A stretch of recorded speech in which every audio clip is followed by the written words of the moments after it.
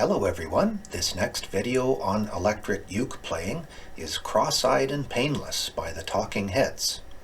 Technically, pretty well any song can have chords. If there's a pitch, there's other pitches that sound good with it.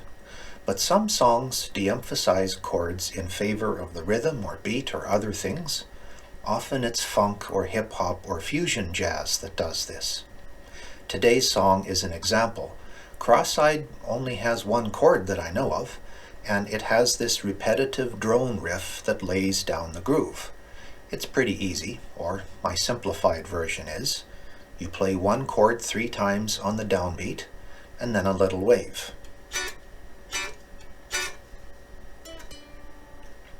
That's it. The only thing which might take practice is muting the chord right after with your hand to give a snappy percussive sound.